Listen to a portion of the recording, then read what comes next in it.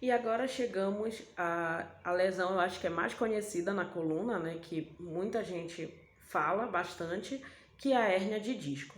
A hérnia, a palavra, né, hérnia, ela significa projeção ou saída por meio de uma fissura ou um orifício de estrutura contida. Então vamos voltar lá na nossa primeira aula para que a gente possa entender. Nós temos o nosso disco, tá? Então vocês lembram dele que a vértebra é o osso e o disco ele é por cartilagem, né? Então o disco ele é um pouco mais flexível. Dentro desse disco nós temos um núcleo. Esse núcleo ele é como se fosse uma gelatina, tá? Então quando tem uma fissura nesse disco ou um desgaste, ele permite com que esse núcleo gelatinoso ele possa ter tanto um abalamento, né? Então ele fica mais aquele formato mais redondinho, como ele pode ter uma expansão, tá? E assim também ele pode extravasar. Então, quando há uma pequena fissura, né, ou um pequeno desgaste, que o extravasamento o extravasamento não, mas quando vaza um pouquinho ali, quando muda um pouco desse núcleo, quando ele tem esse abalamento ou quando ele tem uma pequena expansão, é uma protusão discal, tá? Então aquele núcleo ele ainda não saiu do disco, ele tá por ali, ele mudou a sua forma original, mas ele ainda não saiu. Então nós temos uma protusão discal.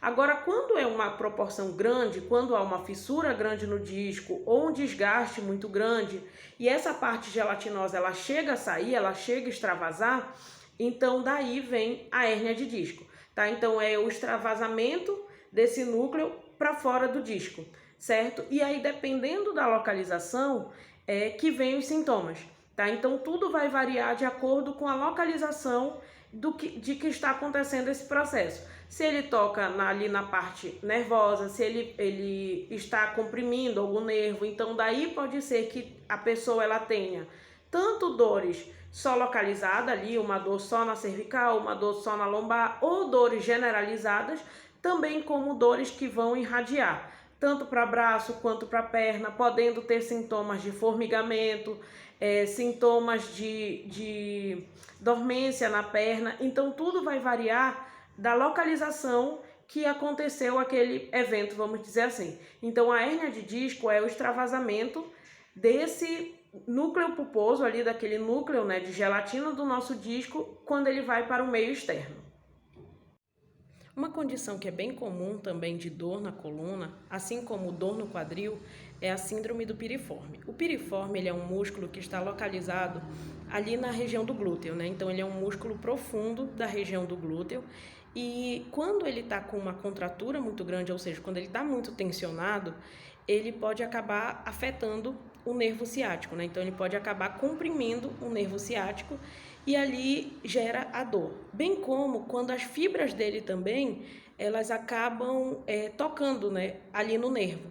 E isso faz com que o nervo ele fique comprimido e gere essa dor. Normalmente a síndrome do piriforme, ela é causada por contraturas, como eu já disse, então é um excesso de uso dessa musculatura, de exercícios, de movimentos de repetição, tá? Assim como também questões de tensão, uma postura. Então tudo isso, homens, né, normalmente que usam a carteira no bolso de trás e quando vai sentar não tira a carteira da parte de trás do bolso, então acaba muitas vezes desenvolvendo essa síndrome.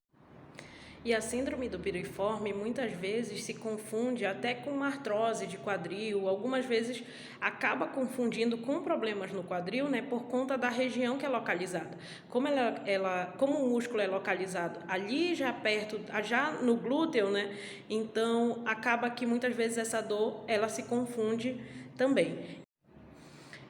E não menos importante, nós temos a artrose de coluna, que já é quando há uma degeneração no disco, né? Quando o nosso disco, que ele tem uma certa altura e ele perde um pouquinho dessa altura. É muito comum em mulheres, principalmente acima de 45, 50 anos, ali quando já entram na menopausa, né? Que já tem alteração hormonal, então normalmente tem uma diminuída no tamanho desse músculo e muitas vezes pode acontecer de ficar ali vértebra com vértebra, né? Então fica um osso No outro, aquela função que nós falamos para vocês lá na primeira aula, de que o disco teria de não deixar ficar osso com osso, muitas vezes acaba acontecendo.